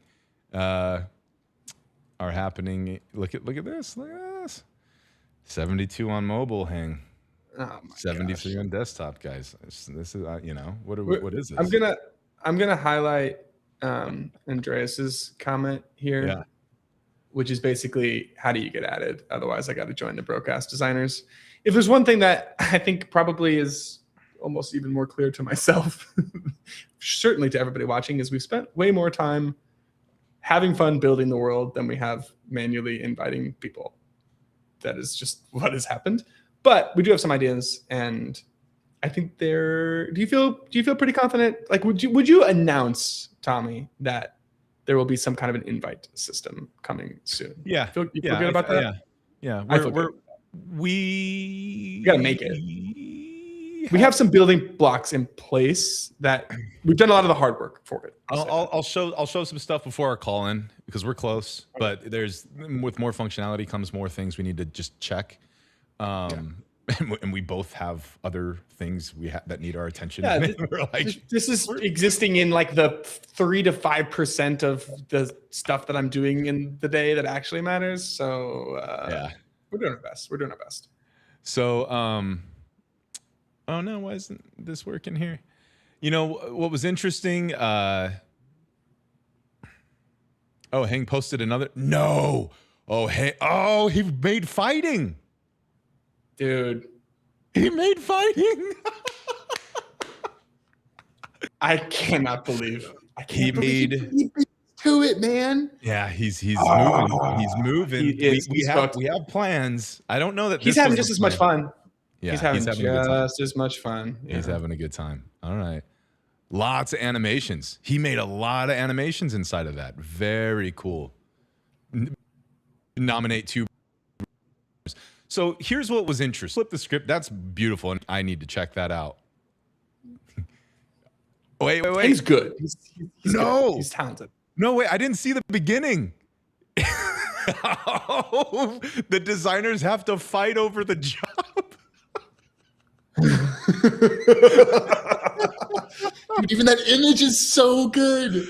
Oh, Hang, this is wonderful, dude. This is another one of those moments for me where I'm like, it was only 1 week ago that we started talking about this, and now we're at this. Like, what is happening? What is happening? And we're seeing a lot of inspirations spin off. I saw some production work that someone tagged you in. Yeah, did you see that? Arcade. Dude, it's a cool company. Arcade's really cool. I've been following them. They literally made, oh man, can you whip that up really quickly? I will. I don't have it pulled up. I'll find it. I'll find it and send it to you. Yeah, find that, because I thought that was also very cool. But I want to call something out. So we're gonna address the serious tone of this thing for a moment, and then get back into we're gonna do our call line here shortly. So if you want to call in and yell at us and call us names for not being added to the backyard, that is your time to do it. Stand by. Yep. But Hang kind of is like, hey, listen, and he wasn't throwing shade at us. He was just like, I love what they do, and this is pretty cool. But there was discourse starting to circulate primarily on LinkedIn, because there were a lot of people, I don't think, who understood how this thing started as just like, we built a thing, you built a thing, and just we're talking through the workflow. That's ideally how we do this. But then we shared it, and it turned into this viral moment, which was cool. But then people who weren't aware of how this began started to think this was like an exclusive community vehicle, and it doesn't mean that it won't turn into something, but that wasn't the intention. And there started to be a lot of people who had some issues with that. And I don't even, I don't know the right ones to call out here. What I can tell you is, I thought I had a few more pulled up, but people were upset. People were offended because they didn't feel like they were in. I think there's a number of reasons why. And so I asked a couple people in our circle here, and I was like, hey, are we crazy? How do you think about design? Let's hear from them for a second.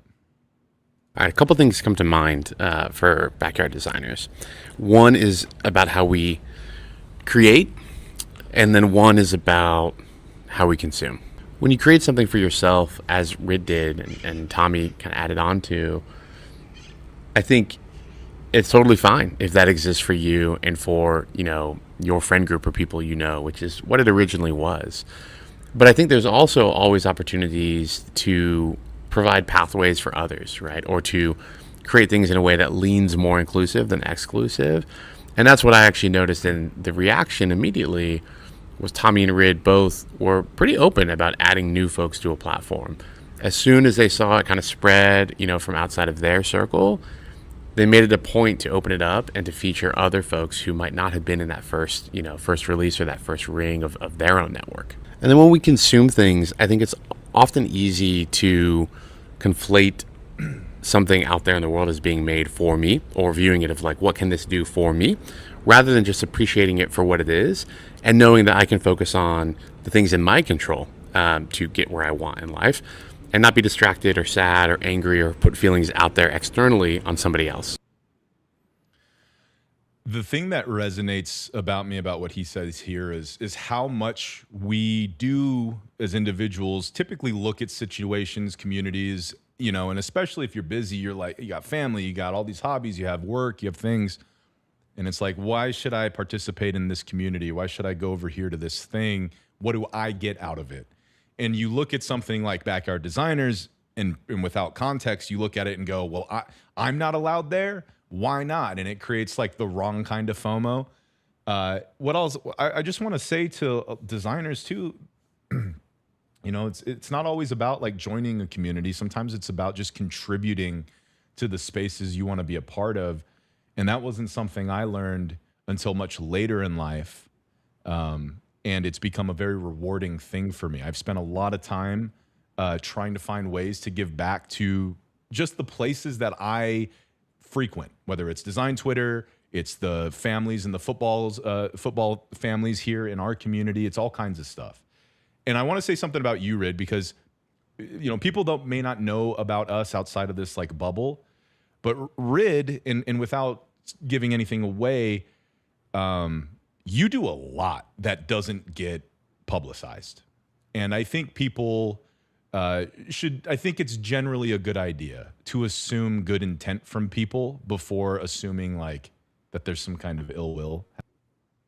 And I think certainly true for you, Rid. When I came to follow you guys around with the camera, I was incredibly inspired by you and your family. So just want to give you kudos to that. Anything to say regarding Josh? No, I mean, I think his creation versus consumption makes sense. I mean, in my mind, I was just making a thing that I wanted to make. I literally just scrolled through the Dive Club /episodes page and just pulled out people from there. Like that was what seeded the original bench. I do think that there were certain critiques that were valid in that, hey man, you have a platform, don't put something out there unless you actually think through the ramifications of that. I received that. I do. I didn't put any thought into it. I think there are some takes that I've saved in my notes.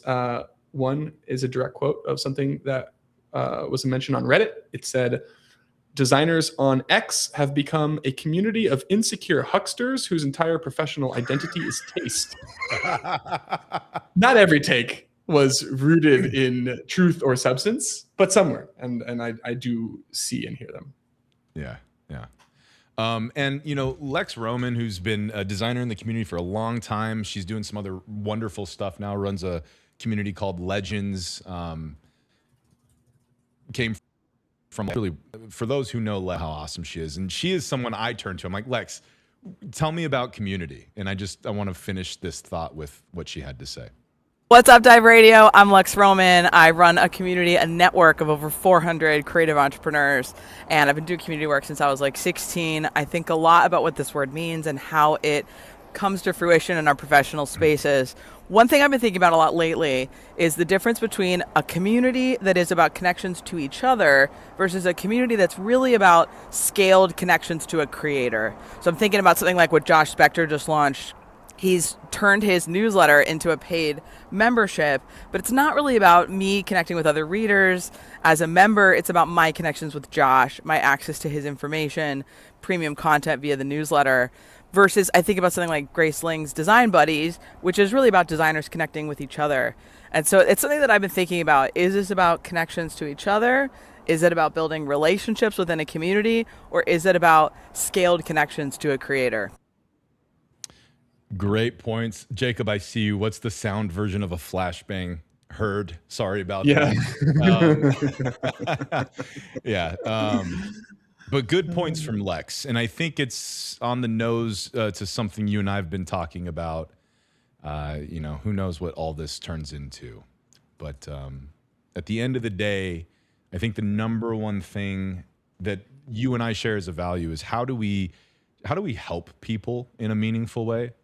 And how do we, like, if this wasn't around anymore, if whatever we touch wasn't around anymore, would the communities that we're trying to serve be better or worse off because of it? And I think if the answer is ever worse off, well, then we probably know that it's time to move on. Yeah, well said. I don't have anything to add there. Well, great. You're useless. Yeah. Tom Johnson, shout out here real quick. I just know that Tom is, I think, one of the best examples of people that through sheer talent and sharing with hundreds of people, followers on X, that was it, was discovered because Tom's work bubbled to the top. And then Tom started engaging with the design Twitter sphere, became friends with some of us who, you know, have the megaphones and we talk about designers. And then Tom has rarely talked about Soleo getting work and how that trickled into all these other things. And now Tom is doing great work at Vercel. And I just wanted to use Tom post I just shared. Someone else is talking about kind of the same thing. Someone new figuring out how to get discovered, how to leverage kind of this. It's not like an owned community, but it is a public space. And I just want to remind everybody to keep sharing your work. You know, the Backyard Designers might have an abundance of people who are well known. Most of those are just friends or people we admire, but it has a lot of people who aren't well known. And Rid and I, if you saw the documentary we produced, very much love finding, as Josh Puckett says, the silent but violent. He's gonna get mad that I keep misattributing that, but the silent but violent designers, and like we really do love that, because Rid and I are in the exact same boat. Years ago, before we even had any audience, we were the same people who were like, "Hey, pick me," you know. And now that we have like a tiny spotlight, it's very rewarding to be able to find people who maybe haven't been quote unquote picked in the zeitgeist yet, and to try and help add momentum behind people who clearly have really good work. So share that work. We are always looking. Quick reminder, please go over to dive.radio, vote. Let's look. Oh, this is me voting. So I'm going Harris here. Where are we at? Yeah, come on. Hey, we've only got 15 votes here. I haven't had the banner up. So we've got maybe another 20 minutes, and I would like for you guys to vote on this week's Designer of the Week at dive.radio/vote. Please vote for Harris. I would like to win this week. This is not about giving back to designers. It's about my ego. And that is it. So speaking of ego, I'm going to share my screen really quickly. So there's this, oh, do you have to switch scenes? Okay, cool. So this is the arcade team page. Oh, that's and so right away, I had a bunch of people send it to me being like, you know, how funny is this? Like Evil sent it to me and, you know, it's Backyard kind of thing. I like this team. I've met Caroline. I think they're awesome. You know, it's fun. They did a good job. What I think is funny, and now the reason why I want to show it, is I had a mention on Twitter that was like inspired by, and then they mentioned both of us. Yeah. And so I searched in Grok because I couldn't remember who tweeted this. And I was like, hey, help me find this tweet. And they found it by the reply. But then I was like, the reply's not there. So then I'm like, did they delete the reply? I'm like, yep. So they posted it, and then he posted inspired by the Backyard, and then promptly deleted it. I wouldn't have shared this, but now I'm sharing it with the Grok as the source of truth. So appreciate you, Raul. You can't hide. You can't. So wait, they removed the inspirational source? Yes. Yeah. Yeah. Can't have that. Can't have that. Now we got it. That's funny. There we go. 20. Okay. Hey, but guys, you're voting for the wrong person. You guys back up. I think this is quite unfair. What's unfair? Me? The fact that you're just like selling your own. You're just like, how am I supposed to win? I mean, you're on the show too. You do what you want to do, man. I don't know, but I'm over here winning games. You're over there just taking L's. It's okay. All right. And then, you know, just one quick thing. Simon Corey is a good friend of the program, good friend of mine, former director of product design at Ramp, now working at Basis, I believe. And he's going to be doing, this is just not a sponsor or anything, but he's going to be sharing live. He has a very big game engine he's been building as a designer. and he's going to be going through the process of building this MMO over the course of time. And then tonight at 7 p.m. Eastern, he will be streaming a lot of that. And so I thought I'd give him a quick shout out. If you like this kind of build in public, just like nuts and bolts stuff, please check out Soul Wilds. Sorry. Pretty cool. All right, we're going to get into our dive line, but real quick, let's get into the one-up weeklies, Rid. And I got something for you. You got something for me? I got something for you. Was that saying you wanted to go first? I'm going first, baby. I'm here to win today. All right. So we saw. Oh, I'm sorry. I'm so sorry. Yo, dude, we're gonna lose everybody. Let's bring that down just a smidge. All right. But the point is we saw Nikita's timeline, and this is powered, and I know I talked briefly about this, but it wasn't out yet. I don't think this was out yet. Right? When I showed this, yeah, you got the early. Yeah, he gave it to you early. Yeah. And so I just want to call out Evil Rabbit put together this timeline. Is it not showing up here? Here we go. All right. Put together this timeline called Lifeline. And it's a horizontally scrollable, really interactive way to show things that evolve over time, maybe your career, maybe projects, the same way Nikita did there. Very cool. Go make something super dope with this. I wish that there was like a new archive.org that like had the updates of UI on that would be so cool to you know browse. how cool that would be? Like someone needs to go and make that looks like that. Looking at the stupid dots and trying to figure out which big circle to click on, and then it takes forever to load, and then you realize I'm in the wrong spot. Yes. And you gotta hit back, and man, it's such a cool offering and so painful to use. Yeah. I'll get through my three real quick. The next a shout out to Rob. Rob, one page almost love. did this. Rob getting one page love acquired, baby. Let's go. Good for you, Rob. Yeah, good for How many you, years? Rob. So many. It was like 18 or something crazy like that. 9,061 pagers later. Unbelievable. That's insane. One page love. I've used the heck out of this. Very, very happy to see this. And goes to show you a lot of these like curation projects, Footer, there's a number of them out there. There's definitely room to make some of these things happen. There's a lot of stuff too that I think still could get curated really well. And then finally, bro, we're in the mixed media era, and I'm looking at stuff like this. Like I got so many ideas.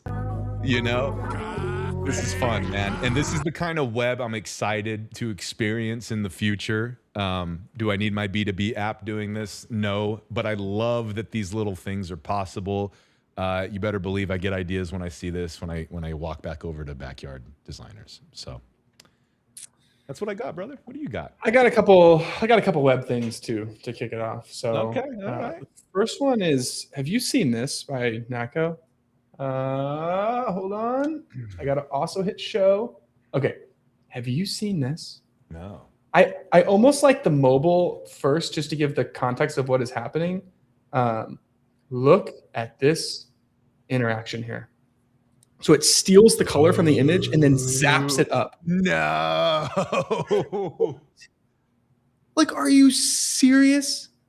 I think this is the kind of thing that's like, I would expect Apple to be on top of some of this stuff, man. Yeah, man. You know, and I'm like, why? Where's this at? So look at this. Let's get the volume down. So he made this video. It's a whole tweet thread, like explaining how it works. And he made this beautiful video as like the behind the scenes.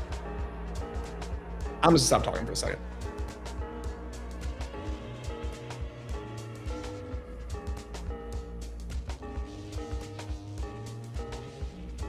No, I'm not. I can't stop talking. There is a new ceiling for what it looks like to tell stories about your work. And very few designers are touching it. And it's an order of magnitude higher than what it has been in years past. I'm this so is a good pissed example off. of that. I'm so mad. I lost. This is incredible. It's unbelievable, dude. And you're so, dude, you're so right. And I want to call that out. Like, this is obviously very high skill. This is really cool. This is probably within reach to a lot of people in ways you don't understand yet if you haven't made something like this. Like, we just walked through Backyard Designers. I bet if we spent a weekend, we could create these types of stories to show how we built it that would like look like bangers. And for sure. I'm telling you right now, Natco, I don't know what Natco's working on right now. Agency, freelancers, startup? I think okay, so he showed me this. I'm not going to spoil it. He gave me the best presentation, the best demo of a product that I've ever received in my life, bar none. That's all I will say. This gets someday. You should follow. I should follow someday. This app is incredible, and the way that he demos it is unlike anything that I've ever seen. And you should follow him. He's just great. I love that. Wow. Yeah. Try to do. I mean, telling you right now, you put something out like that, you're going to get clients. You're going to get hired. Like that's Oh my gosh. that's a level of like that person knows how to do things. Go ahead and show us your portfolio. Let's fast track this interview. Oh yeah, all you need to see is this one video, and you're going to have a conversation with someone. Yeah. I'll speed up here. Go ahead. So I'm going to speed up. The other thing, okay, so pause.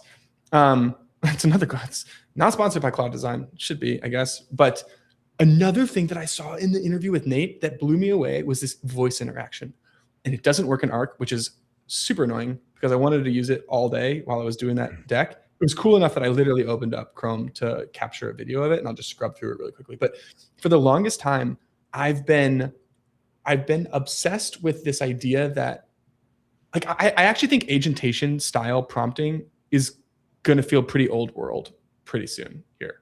I want to just talk, man. I just want to talk. I don't want to have to type. I don't want to have to like click and then start a new dictation and then hit enter. Like, just let me talk and point at things and understand what I'm pointing at while I'm talking. And I've been using this. I want to just eyeball something. Let's go. Well, Give me the baby Neuralink. steps, my friend. Okay, Baby steps, my friend. So this is the Claude Design interaction, and I think this is it, man. I think this is it. So you hit the voice mode, and then you just start talking, and then there's this little voice. See how there's like that little hover effect, and the words like fly in, but they point at the thing that you're hovering over. Is that coming through on this? Oh my gosh, I'm not even sharing the right tab. Oh, I thought maybe there was a shoe that was. What are you doing, man? How you let me go that far down? I'm sorry. Look what's happening. So I'm gonna start it over. Look what's happening. So I've hit voice mode, and this is my cursor. So it has the DOM selector as I'm talking, and then it's real time streaming in the text, and there's that animation that flies it to whatever I have hovering over it in the DOM as I'm talking. That is cool. Yeah, that is cool.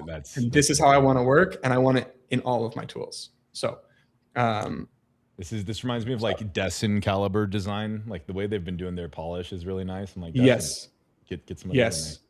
Dessin is getting very interesting. Hey, we're gonna have like 10 minutes or so for a call in. Hit up our line 1-833-DIVE-IN-1. We will be taking some calls if you want to talk a little smack, have an idea, anything you want. Go ahead and do that call in. And Rid, do you have any other one-ups? I got one more that I'll share. Let me see I was going to share it last week. I feel like it would have been really, really timely, but I still think it's cool. So let me flip over to this.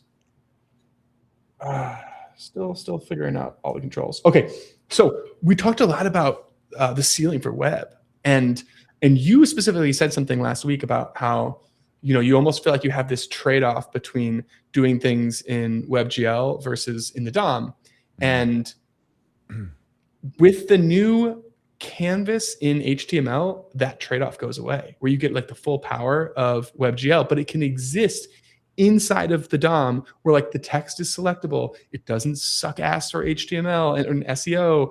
Like, so this is in my understanding, this is the very first Canvas in HTML component library. And it's so cool, man. It is. Where are some of the? What is this called? Where is this at? It's called Canvas UI. Canvas UI.dev, and you can just click on things. Let's look at this blaze. Look at this. Look at that. Wow. Fire. Look at but like, it's not just the effect. Look what it's doing. It's actually manipulating this is code. That's what's crazy. Like it's selectable. The text is selectable, but I'm manipulating it with these like interesting shader WebGL effects, and they're playing together in harmony versus everything up to this point you had to pick a path. It's why the canvases are so different in tools like Figma versus Paper, because you had to pick a path. What is this? You know? And all of a sudden it has to be in a canary build in Chrome, so we're still kind of early. But dude, if this gets full blown like adoption meets web standards, enough like coverage, web's gonna start getting really weird. Yeah. I'm excited for it. I am excited for it.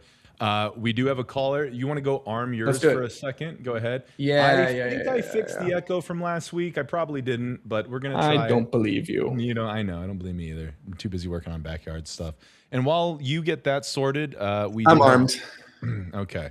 I'm gonna bring in. I'm bringing a caller. Bringing a caller here. Let's see. Oh, this is always nerve-wracking for me. Big money. You sharing Twitter? Yeah, give me a sec here. Oh, there we go. All right. 1833 dive in 1. Give us a call. We are taking it, and I am pulling up Kyle. Kyle, you are on the show live in front of millions of people. What's up, man? Guys, good to be here finally. Hey. So, quick question. Am I coming through okay? You're coming in great. Coming in great 4 times. Awesome. I got you. Awesome, guys. All right, so my question is, essentially, I am years behind when it comes to my online presence. And I'm trying to figure out kind of how best to share my work. I've got, my own history is about 8 years of internal product design stuff. But currently I have on my plate a bunch of contract visual identity and website building kind of stuff, landing pages, et cetera. Web design, I guess, is kind of what it used to be called. And I'm trying to figure out, like, should I share that? That isn't really my ultimate jam. I really love the product. But I'm also really enjoying it now, even though I don't want to be doing branded build long term. Should I share it anyway to show that I can do good work and share things now and out there? Or should I not share it since it won't necessarily position me where I want to go long term? I have thoughts, Rid.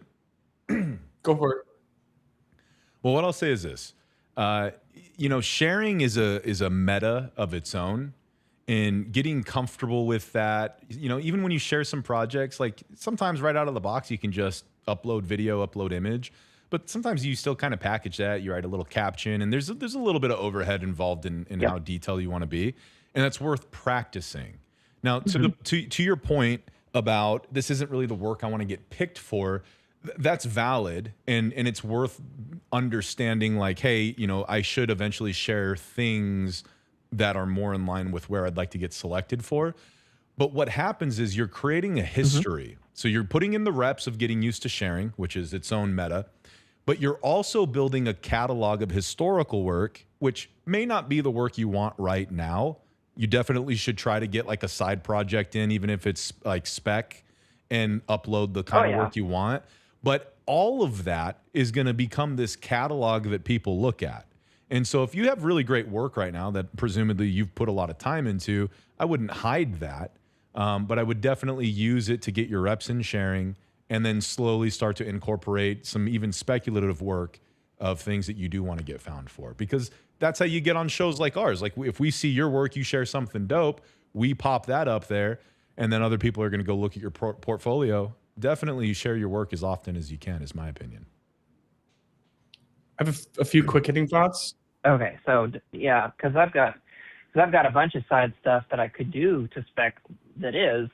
I just didn't know if I should like filter out other work, or if I should just get it all up there and get that history going, brand and product and side projects and all of it. Go ahead.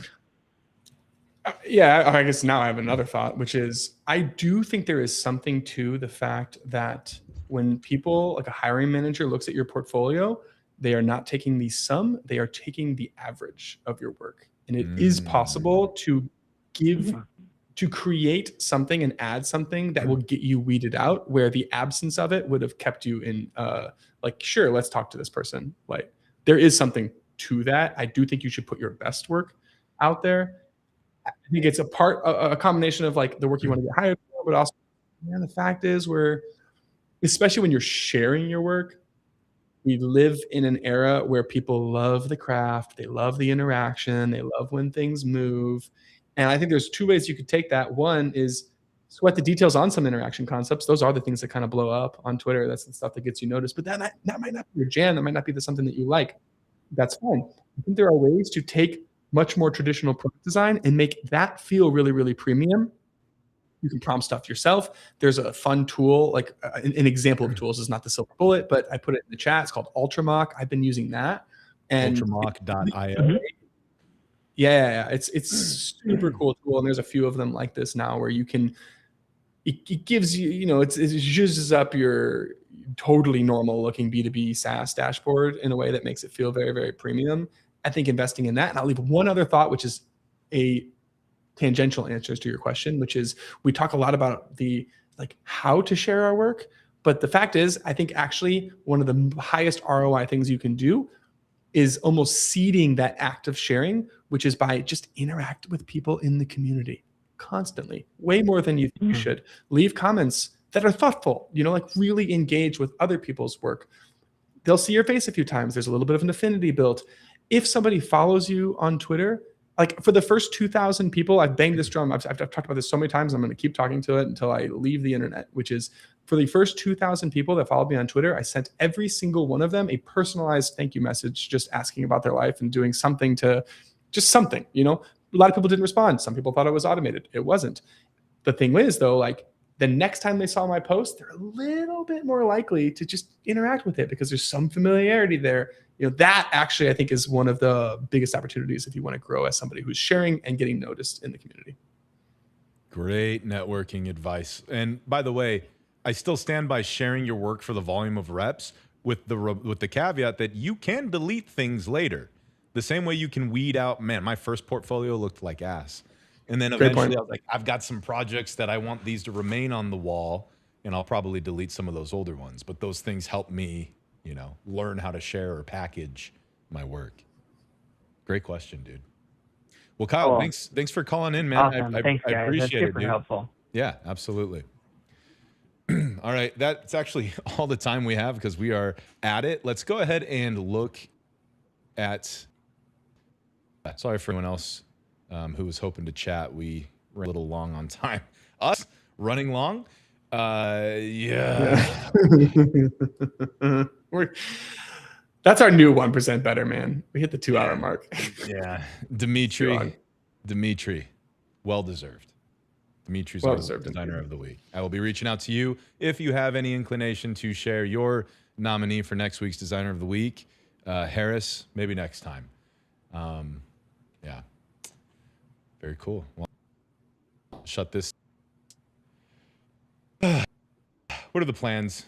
What about this weekend, Red? The plans. You know what? I'm actually going to take a long weekend at the beach. I leave tomorrow morning. I'm taking a break. And I'm going to play with my toddler in the water. Friday morning. Yep. It's going to be great. You unplugged? You just turn phone off? You're just not doing it? So if I send you voice notes, I've realized I'm not going to hear from you till Monday? Yeah. I'm not amazing at that. I should be better, and I'm going to try my best. I will tell you one thing. I got to delete the ChatGPT app, though, because it is way too easy to code from your phone now. Yeah, dude. That cannot come up with me up north. That is. You're going to be like, hey, babe, can you drive? You have an earpiece in while you're driving, It's a little scary, man. Yeah. What about you? Anything? Oh boy. My oldest is in London on their graduation trip. So Fun. we're gonna reconnect on Saturday, find out how that trip. They've been having a blast. Other than that, I am probably honestly, I'm probably gonna work on backyard designers. Yeah. Yeah, I know. We both know what your next 24 hours is going to look like. So I don't know if anyone else in chat, weekend hit. I don't have obligations, like work obligations on the weekends. It's family time. It's hanging out. But it feels like my weekend is like I can guilt-free make things. No one's waiting on me and nothing's blocked. I don't have to worry about anybody. I can just guilt-free make things. And it's a scary, rewarding feeling. Yeah. So anyway. Excited to see what you ship. We'll see. We'll see what we got next week. Thank you everyone for tuning in. Week 4. Next week will be. It's like officially a thing now, huh? I feel like this is, dude. We're 1 month. You get through 1 month. It's like this is a thing. Yeah. We're here. We are here. All right. Well, everyone, we will see you next week. Have a great weekend on whatever you do. And Dan, I don't know. Oh, we didn't demo any of the updates. Let me just show a quick thing real quick. No, I won't. I'm sorry, guys. You're going to have to wait. Maybe tomorrow, but we got to go. All right. I'll see you.